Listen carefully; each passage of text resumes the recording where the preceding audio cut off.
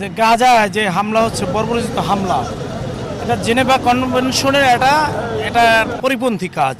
Vienna convention, Geneva convention যেটাই বলি না কেন, আন্তর্জাতিক পর্যায়ে যে আমাদের একটা আইন আছে, এই যে কনফ্লিক্টের আইন, সেই আইনের পরিপন্থীভাবে আইনকে লঙ্ঘন করে ওখানে শিশু থেকে শুরু করে মহিলা সবাইকে হত্যা করা হচ্ছে, গণহত্যা হচ্ছে, জেনোসাইড হচ্ছে।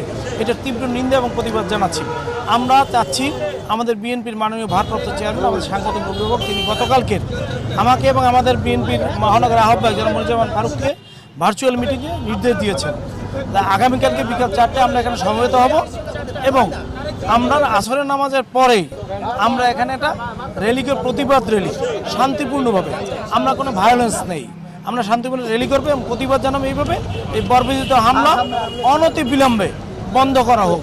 জেনেভা কনভেনশন, ভিয়েনা কনভেনশনকে তারা ভঙ্গ করছেন, এজন্য আন্তর্জাতিক আদালতে এটা নিয়ে আলোচনা করে এটা শুরু করা উচিত।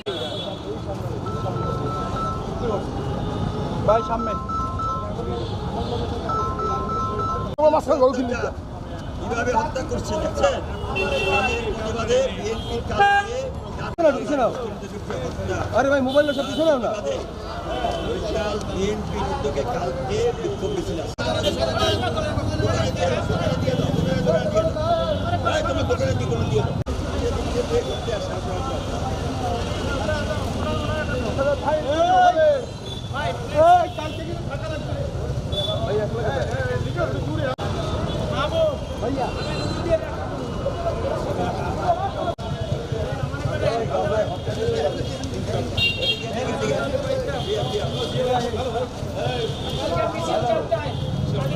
ভাই সামনে যাওয়া লাগে না।